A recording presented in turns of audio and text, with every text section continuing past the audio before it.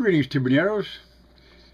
The insurrection, so-called, of January the 6th, 2021, has the progressives and the leftists sounding like dicks from the 60s, specifically Nixon and Daley calling for law and order and getting tough on troublemakers in the streets.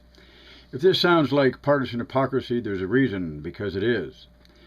Now, I understand the rioters in the streets of Washington were just an old-time, down-home lynch mob gone big time.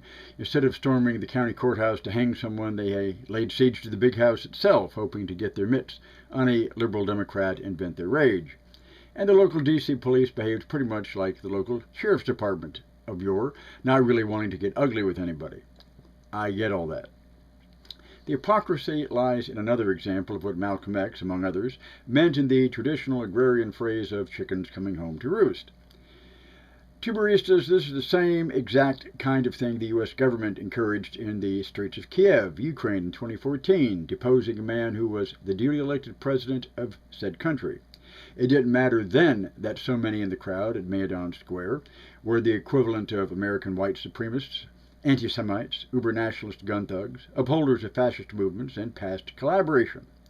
No, they were but freedom-seeking citizens aroused to righteous wrath by the corruption and irresponsibility of governing elites.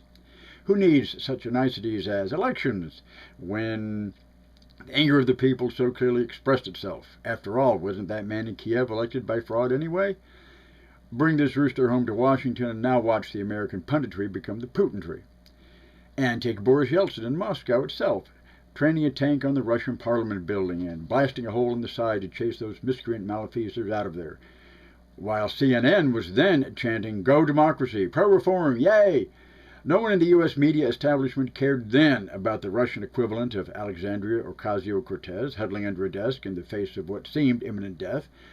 So what happened? Why won't Putin do that? Must be his Stalinist KGB training making him hostile to the democratic process. And so it goes. But now, let me paddle the other side of the canoe. How representative is that white building full of retained lawyers? Hasn't the progressive left always held that, with few exceptions, they're bought mouthpieces for the specially invested behind the scenes? Just like a county courthouse? Now, said progressives, seem to have forgotten the Bastille, or Guy Fawkes Day, or Budapest in 1956. Now they want star chambers, and tribunals, and batons flying in the streets. Whatever you think of violence in said streets, you can't judge January 6th with such total condemnation without condemning other public insurrections you hold so dear. If the demonstrators of Watts in 1965 or Ferguson just a few years ago were fed up with unresponsive institutions, other people have a right to be too. Just because you don't like them doesn't change the principle. I hear a knock on the flip phone. Why, who can that be? All right, I'm coming. Hello? Who? Why, it's Chairman Mao. What draws you from that big people's commune of the beyond? You want to remind these viewers of what you said, that it's right to rebel? I hear you, old comrade, but these folks were racist and NRA goofballs and QAnon quackheads and birther dingbats.